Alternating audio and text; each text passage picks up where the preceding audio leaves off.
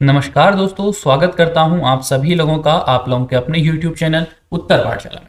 दोस्तों, आज की इस वीडियो में हम बात करने वाले हैं MCQ series for video VPDO, जो इस सीरीज का पार्ट 7 है। इससे पहले हम लोग इस सीरीज के 6 पार्ट कर चुके हैं। अगर आप लोगों ने वो पुराने पार्ट इस वीडियो के नहीं देखे हैं तो आप लोग वो पार्ट्स भी इस वीडियो खत्म होने के बाद जरूर देखिएगा, क्योंकि उन वीडियोस में भी हमने जो आपका एग्जाम है 4 और 5 दिसंबर को, उससे रिलेटेड बहुत ही इंपॉर्टेंट क्वेश्चंस के बारे में डिस्कशन किया हुआ है। तो आप पिछले पार्ट्स को भी जरूर देखिएगा। और आज पार्ट 7 है दोस्तों। इस सीरीज के अंदर हम बात कर रहे हैं उन क्वेश्चंस के बारे में जो आपके विभिन्न जो सब्जेक्ट्स हैं उनसे हम लेके आते हैं, जो आपके एग्जाम वीडियो वीपीडीओ में बहुत ज़्यादा उपयोगी हो सकते हैं। चाहे वो सब्जेक्ट आपका हिस्ट्री हो, पॉलिटी हो, इकोनॉमिक्स हो, ज्योग्राफी हो, उत्तराखंड हो, कंप्यूटर हो, इन सभी सब्जेक्ट से मिला के हम लोगों ने दोस्तों ये MCQ सीरीज आप लोगों के लिए बनाई हुई है। यानी कि आप लोग इस सीरीज को एज अ टेस्ट सीरीज भी ले सकते हैं और अपना जो प्रिपरेशन है उसका लेवल आप लोग इस सीरीज के अंदर देख सकते हैं, क्योंकि आपको हर सेक्टर के जो क्वेश्चन है आपको इस सीरीज के अंदर देखने के लिए मिलते हैं। तो दोस्तों, एक बार आप सभी लोग इस सेशन को लाइक कर देंगे और शेयर कर देंगे अपने उन सभी दोस्तों के साथ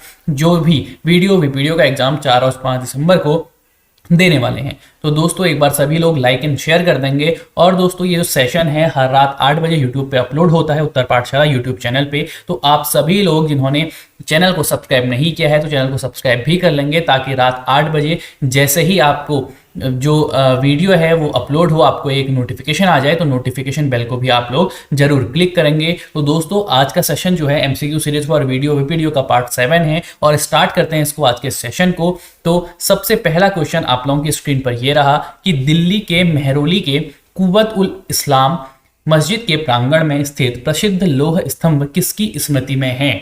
ए option Ashok, B option Chandra, C option Harsh और डी ऑप्शन आपका अनंगपाल। तो आपको बताना है कि दिल्ली के मेहरौली के कुव्वत उल इस्लाम मस्जिद के प्रांगण में स्थित प्रसिद्ध लौह स्तंभ जो है वो किसकी स्मृति में है। और इस क्वेश्चन का जो राइट आंसर आपका हो जाएगा वो हो जाएगा ऑप्शन नंबर बी, यानी कि चंद्र इसका आंसर हो जाएगा। चंद्र यानी कि जो है चंद्रगुप्त विक्रमादित्य की याद में जो ये लौह स्तंभ है उनकी याद में है। ये आप लोग ध्यान रखेंगे। चंद्र का मतलब यहाँ पे को राजा चंद्रगुप्त विक्रमादित्य से है, जो गुप्त वंश के महान राजा हुआ करते थे। तो दिल्ली के मेहरौली के कुव्वत उल इस्लाम मस्जिद के प्रांगण में स्थित प्रसिद्ध लौह स्तंभ जो है वो चंद्रगुप्त विक्रमादित्य की स्मृति में है। ये बात आप लोग ध्यान में रखेंगे। नेक्स्ट क्वेश्चन ये रहा कि किस ग्रंथ में शूद्रों के लिए आर्य शब्द का प्रयोग हुआ है? ए ऑप्शन है अर्थशास्त्र, बी ऑप्शन है मुद्रा राक्षस, सी ऑप्शन है अष्टाध्यायी और डी ऑप्शन आपका वृहत कथा मंजरी। तो आपको बताना है कि इसमें से किस ग्रंथ में शूद्रों के लिए आर्य शब्द का प्रयोग हुआ है। और इस क्वेश्चन का जो राइट आंसर आप लोगों का हो जाएगा वो हो जाएगा ऑप्शन नंबर ए, यानी कि अर्थशास्त्र। अर्थशास्त्र में सबसे पहले जो है आर्य शब्द का प्रयोग शूद्रों के लिए किया गया था। और जो अर्थशास्त्र है दोस्तों वो कौटिल्य द्वारा रचित एक संस्कृत का ग्रंथ है, जिसमें राज्य व्यवस्था, कृषि, न्याय एवं राजनीति आदि के विभिन्न पहलुओं पर विचार किया गया है। और अर्थशास्त्र में ही शूद्रों के लिए सबसे पहले जो है आर्य शब्द का प्रयोग हमें देखने के लिए मिलता है। ये बात आप लोग ध्यान में रखेंगे। नेक्स्ट क्वेश्चन की बात कर लेते हैं। नेक्स्ट क्वेश्चन ये रहा कि नहर निर्माण कराने वाला दिल्ली का प्रथम सुल्तान कौन था? A option Ghiyasuddin Tughlaq, B option Firoz Tughlaq, C option Mohammad bin Tughlaq और डी ऑप्शन बलबन। तो आपको बताना है कि नहर निर्माण कराने वाला दिल्ली का प्रथम सुल्तान कौन था।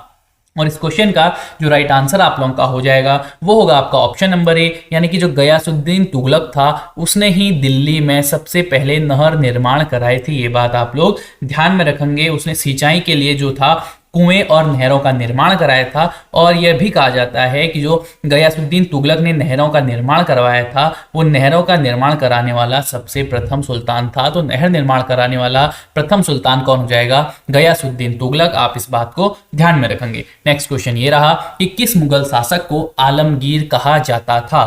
A option Akbar, B option Shahjahan, C option Jahangir और डी ऑप्शन है आपका औरंगजेब। तो आपको बताना है कि किस मुगल शासक को आलमगीर कहा जाता था। और इस क्वेश्चन का जो राइट आंसर आपका हो जाएगा ये हो जाएगा आपका औरंगजेब।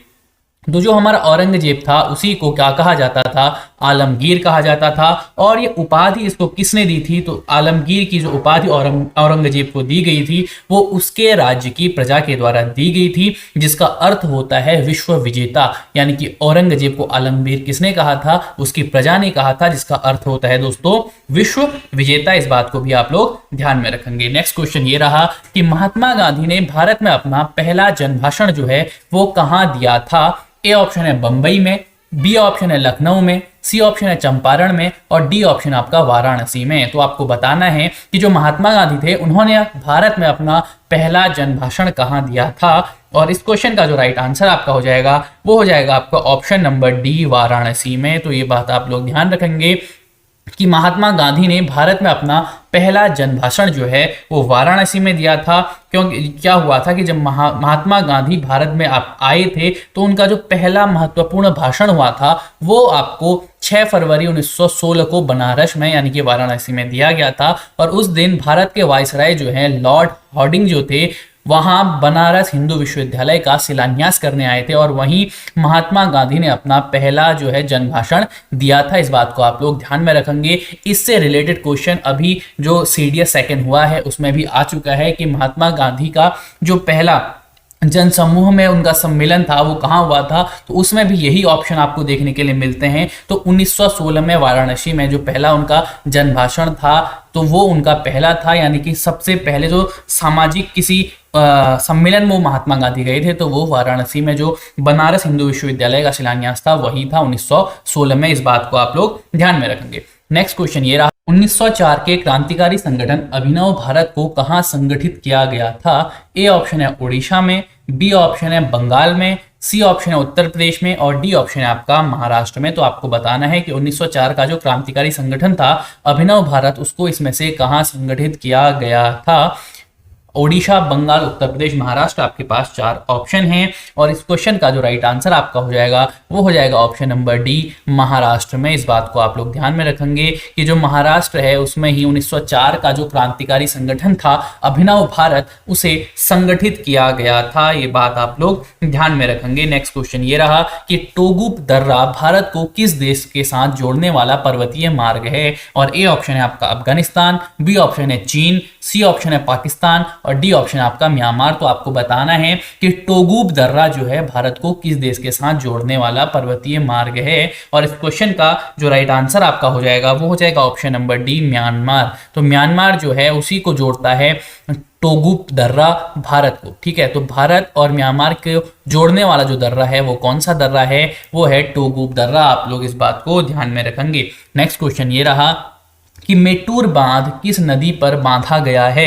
ए ऑप्शन है गाउनी, बी ऑप्शन है कावेरी, सी ऑप्शन है हेमवती और डी ऑप्शन है पालार। तो आपको बताना है कि मेटूर बांध जो है वो इनमें से किस नदी पर बांधा गया है और इस क्वेश्चन का जो राइट आंसर आपको हो जाएगा वो हो जाएगा ऑप्शन नंबर बी, कावेरी। तो कावेरी में बांधा गया है आपका मेट्टूर बांध। मेट्टूर बांध जो है तमिलनाडु के पूरे राज्य में सबसे बड़े बांधों में से एक है। मेट्टूर बांध किस राज्य में है, अगर आपके पास क्वेश्चन आता है तो आपका आंसर क्या होगा, तमिलनाडु होगा। और यह बांधा गया है कावेरी नदी पर और कावेरी जो है एक बहुत तेज बहने वाली नदी है जिस पर ये मेट्टूर बांध को बांधा गया है। इस बात को आप लोग ध्यान में रखेंगे। नेक्स्ट क्वेश्चन ये रहा कि उमियम झील किस राज्य में स्थित है।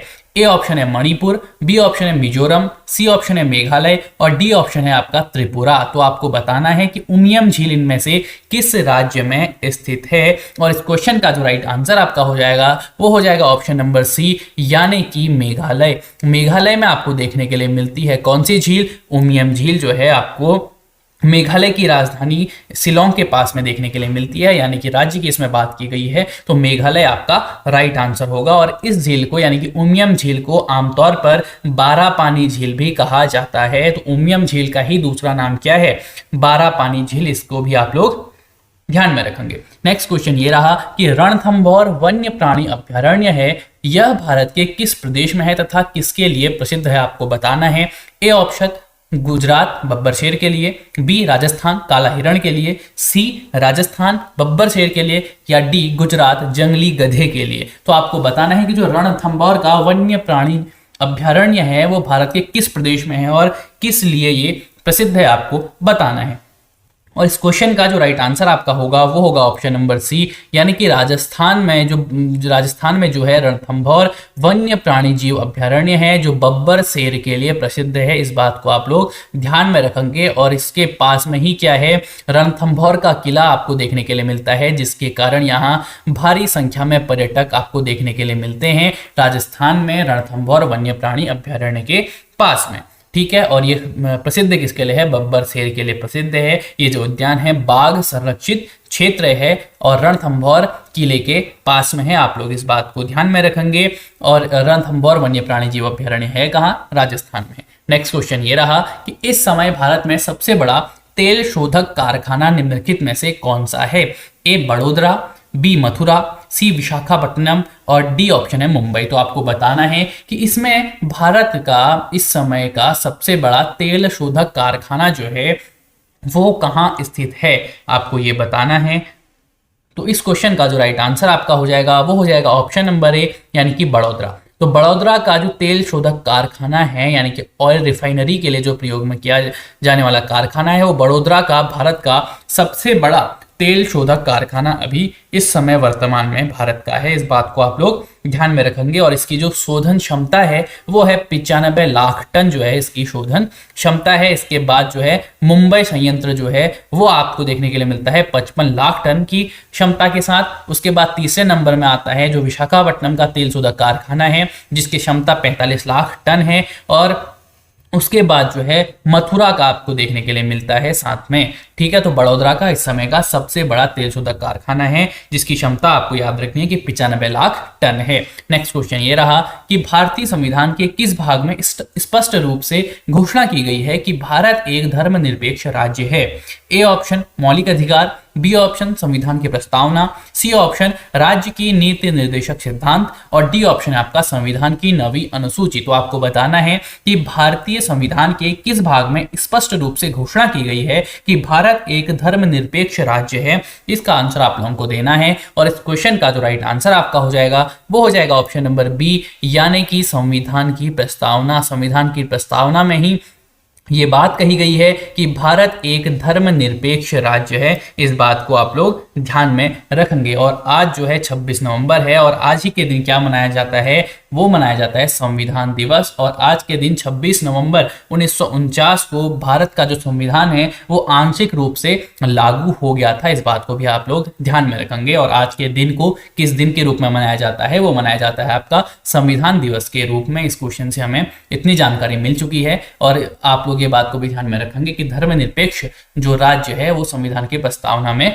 उल्लेखित है। और अभी हाल ही में हमने इससे रिलेटेड एक और क्वेश्चन किया था प्रस्तावना से रिलेटेड, कि प्रस्तावना में अभी तक सिर्फ एक ही जो है हमारा संशोधन हुआ है, वो संशोधन कौन सा है, किसके शासनकाल में किया गया था, उसका ईयर क्या था और उसमें किन 3 शब्दों को हमने भारतीय प्रस्तावना में जोड़ा था। ये बात आप कमेंट बॉक्स में कमेंट करके हमें जरूर बताएंगे, क्योंकि हमने कुछ दिन पहले इस बारे में डिस्कशन किया हुआ है। नेक्स्ट क्वेश्चन ये रहा कि भारतीय संविधान की संशोधन प्रक्रिया किस देश के संविधान से प्रभावित है, आप लोगों को बताना है।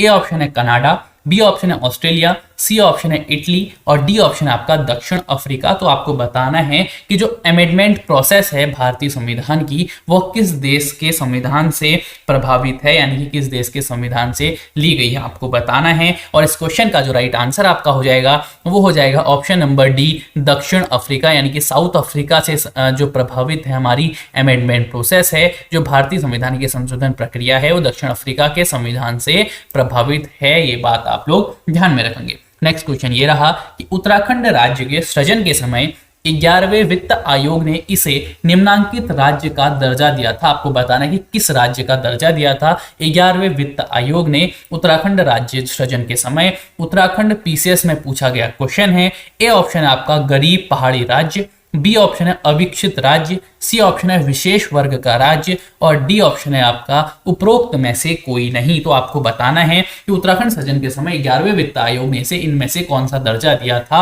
उत्तराखंड पीसीएस में पूछा जा चुका क्वेश्चन है। और इस क्वेश्चन का जो राइट आंसर आपका हो जाएगा वो हो जाएगा ऑप्शन नंबर सी यानी कि विशेष वर्ग का राज्य इसे 11वें वित्त आयोग के द्वारा उत्तराखंड सृजन के समय कहा गया था। इस बात को आप लोग ध्यान में रखेंगे। नेक्स्ट क्वेश्चन ये रहा कि ऐसे प्रथम प्रधानमंत्री जिनके विरुद्ध लोकसभा में अविश्वास प्रस्ताव लाया गया था, उनका नाम आप लोगों ने बताना है। ए ऑप्शन है आपका जवाहरलाल नेहरू, बी ऑप्शन है आपका लाल बहादुर शास्त्री, सी ऑप्शन है आपका इंदिरा गांधी और डी ऑप्शन है आपका मोरारजी देसाई। तो आपको बताना है कि इनमें से कौन से वो प्रधानमंत्री हैं जिनके विरुद्ध लोकसभा में अविश्वास प्रस्ताव लाया गया था। और इस क्वेश्चन का जो राइट आंसर आपका हो जाएगा वो हो जाएगा आपका option number A Jawaharlal Nehru. तो जवाहरलाल नेहरू जिस समय प्रधानमंत्री थे उस समय उनकी लोकसभा में उनके खिलाफ अविश्वास प्रस्ताव लाया गया था और भारतीय संसद में ये पहली बार था जब किसी प्रधानमंत्री के विरुद्ध जो है अविश्वास प्रस्ताव लाया गया था।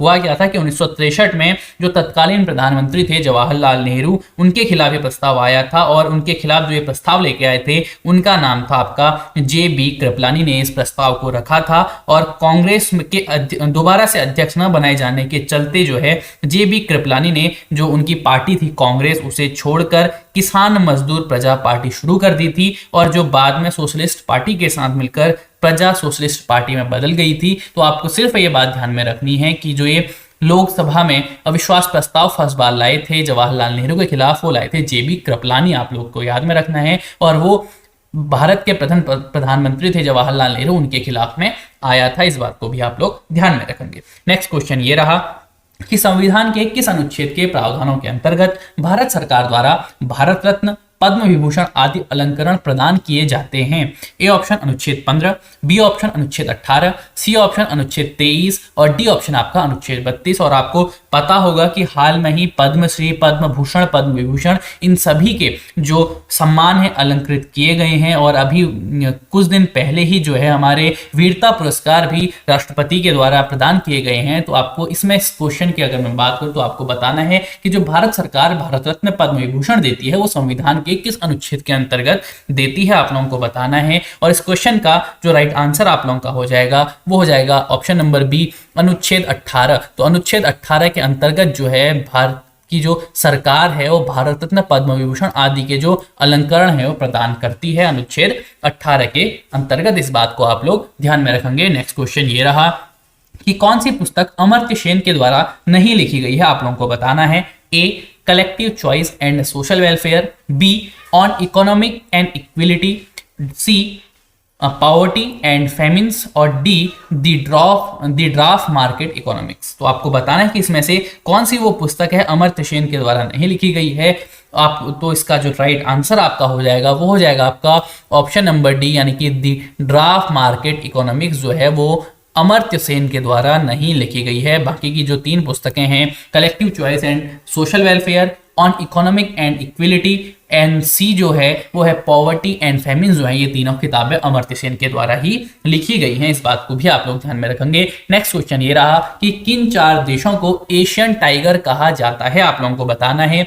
ए ऑप्शन है हांगकांग, सिंगापुर, दक्षिण कोरिया और ताइवान, बी ऑप्शन है हांगकांग, चीन, सिंगापुर और ताइवान और सी ऑप्शन है हांगकांग, मलेशिया, सिंगापुर और चीन और डी ऑप्शन है आपका हांगकांग, दक्षिण कोरिया, चीन और ताइवान। तो आपको बताना है कि इनमें से 4 ऑप्शनों में से किन देशों को जो है एशियन टाइगर कहा जाता है, आप लोगों को बताना है। और इस क्वेश्चन का जो राइट आंसर आपका हो जाएगा वो हो जाएगा आपका ऑप्शन नंबर ए यानी कि हांगकांग, सिंगापुर, दक्षिण कोरिया यानी साउथ कोरिया और जो ताइवान है, इन 4 देशों को कहा जाता है आपका एशियन टाइगर। ठीक है, ये जो 4 एशिया के देश हैं इन्हें क्या कहा जाता है, एशियन टाइगर कहा जाता है। इस बात को आप लोग ध्यान में रखेंगे कि हांगकांग, सिंगापुर, दक्षिण कोरिया और ताइवान को क्या कहा जाता है, एशियन टाइगर। नेक्स्ट क्वेश्चन ये रहा कि निम्नलिखित में से कौन सी योजना सरकार द्वारा आरंभ नहीं की गई है। ए ऑप्शन वृद्धावस्था पेंशन योजना, बी ऑप्शन भारत निर्माण योजना, सी ऑप्शन कुटीर ज्योति योजना और डी ऑप्शन है आपका जीवन तरंग। तो आपको बताना है कि इन 4 में से वो कौन सी योजना है जो भारत सरकार के द्वारा आरंभ नहीं की गई है। और इस क्वेश्चन का जो राइट आंसर आपका होगा वो होगा ऑप्शन नंबर डी यानी कि जीवन तरंग जो योजना है वो भारत सरकार के द्वारा नहीं शुरू की गई है। जो जीवन तरंग योजना है वो जो LIC है, LIC की एक योजना है, LIC जीवन तरंग योजना। ठीक है। तो जीवन तरंग योजना भारत सरकार ने नहीं बल्कि LIC के द्वारा शुरू की गई है। बाकी की तीनों योजनाएं जो हैं वो भारत सरकार के द्वारा ही शुरू की गई हैं। नेक्स्ट क्वेश्चन ये रहा कि यामिनी कृष्णमूर्ति का संबंध किस शास्त्रीय नृत्य से है। ए ऑप्शन है भरतनाट्यम, बी ऑप्शन है कथकली, सी ऑप्शन है ओडिसी और डी ऑप्शन है आपका कथक। तो आपको बताना है कि जो यामिनी कृष्णमूर्ति थी उनका संबंध इनमें से किस शास्त्रीय नृत्य के साथ है। और इस क्वेश्चन का जो राइट आंसर आपका हो जाएगा वो हो जाएगा आपका ऑप्शन नंबर ए भरतनाट्यम। तो भरतनाट्यम के साथ यामिनी कृष्णमूर्ति जो हैं वो संबंधित हैं। और जो यामिनी कृष्णमूर्ति हैं इन्हें 2001 में भारत सरकार ने कला के क्षेत्र में जो है पद्म भूषण से सम्मानित किया था। इस बात को भी आप लोग ध्यान में रखेंगे, ठीक है। तो यामिनी कृष्णमूर्ति का संबंध शास्त्रीय नृत्य भरतनाट्यम से है। इन्हें 2001 में पद्म भूषण मिल चुका है। और ये हैं कहाँ की, तो ये हैं दोस्तों जो यामिनी कृष्णमूर्ति हैं ये हैं आपकी दिल्ली से हैं ये, ठीक है। तो दिल्ली से ये हैं, 2001 में इन्हें पद्म भूषण दिया गया है और संबंध इनका भरतनाट्यम से है। नेक्स्ट क्वेश्चन ये रहा कि रैम निम्नलिखित में से किसका उदाहरण है।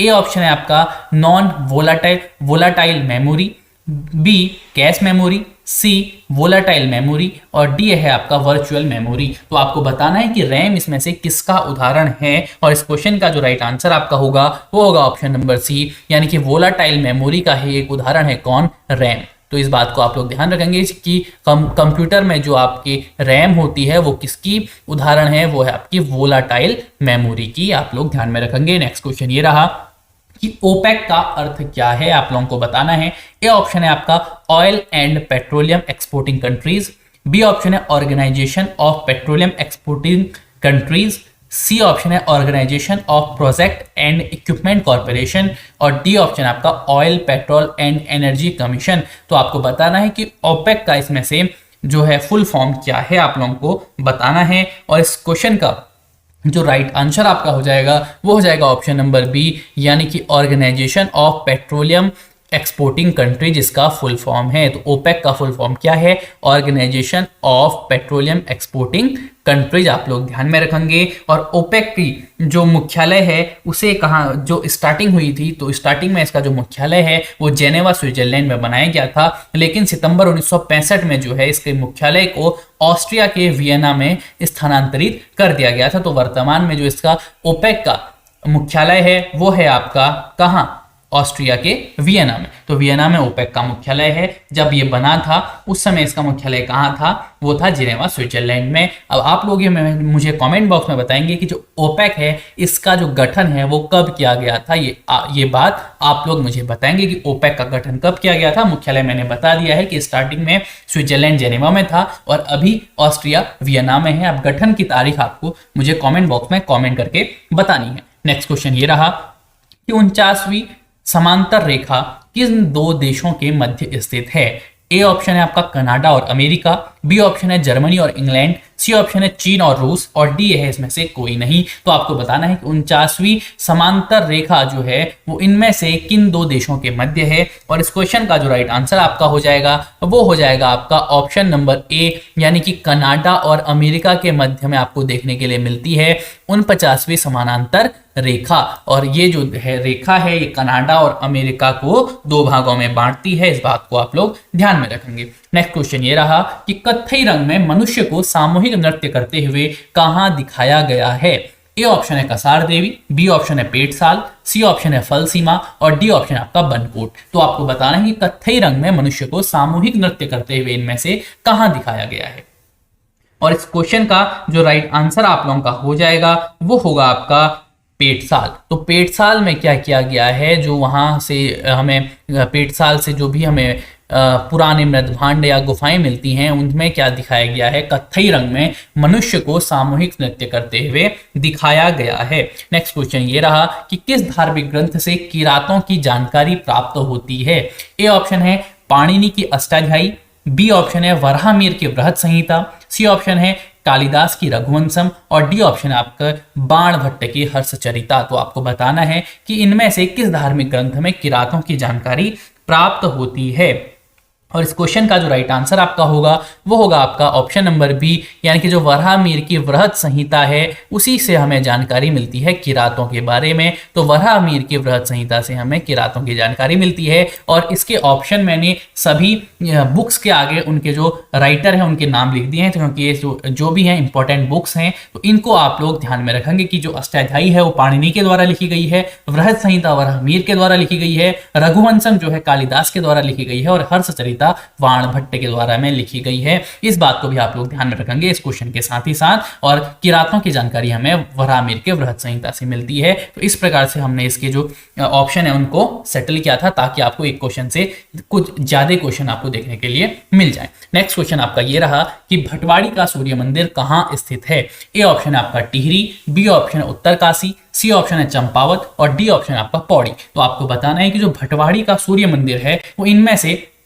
कहाँ स्थित है, आपको बताना है। और जो भटवाड़ी का जो सूर्य मंदिर आपको देखने के लिए मिलता है वो आपको देखने के लिए मिलता है उत्तरकाशी से। तो भटवाड़ी का सूर्य मंदिर आपको उत्तरकाशी में देखने के लिए मिलेगा, इस बात को आप लोग ध्यान में रखेंगे। नेक्स्ट क्वेश्चन ये रहा कि कत्यूरी प्रशासन में जयन बलाध्यक्ष किसे कहा जाता था।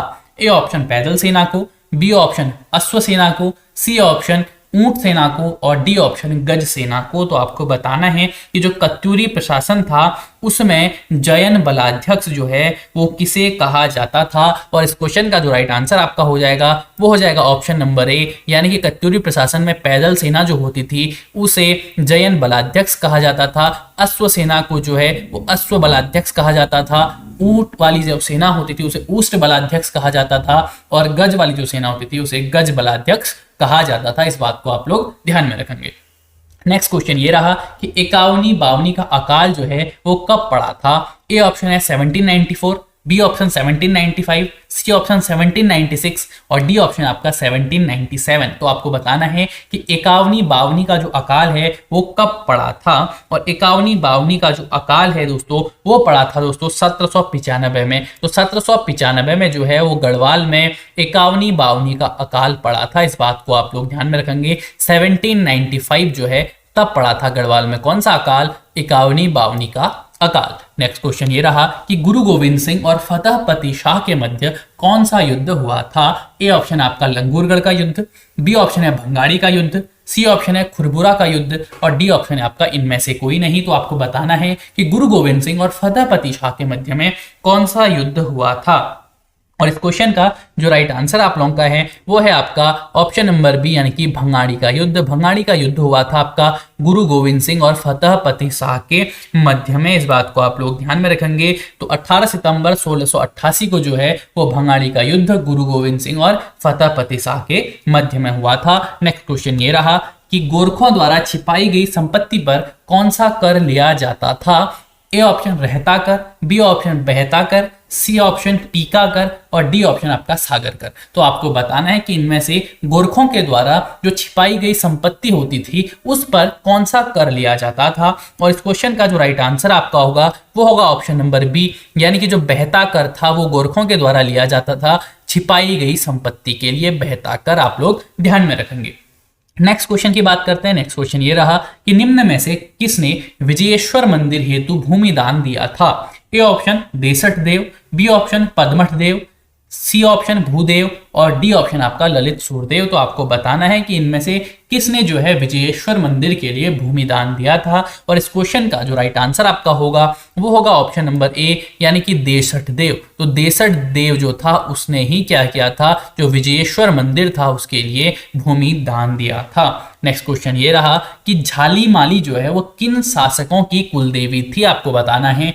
ए ऑप्शन है पौरवों की, बी ऑप्शन है नागराज वंश की, सी ऑप्शन है कत्यूरी की, और डी ऑप्शन आपका चंद की। तो आपको बताना है कि जो झाली माली थी वो इनमें से किन शासकों की कुल देवी थी। और इस क्वेश्चन का जो राइट आंसर आपका हो जाएगा वो होगा आपका ऑप्शन नंबर सी, यानी कि जो कत्यूरी थे उन्हीं की कुलदेवी कौन थी, उनकी कुलदेवी थी दोस्तों झाली माली। तो झाली माली जो है वो कत्यूरियों की क्या थी, कुलदेवी थी। इस बात को आप लोग ध्यान में रखेंगे। और आज के सेशन का जो लास्ट क्वेश्चन है वो ये रहा कि मेहरा, फरत्याल, देव, ढेक, करायत जो है वो किस व्यवस्था के अंग थे, आपको बताना है।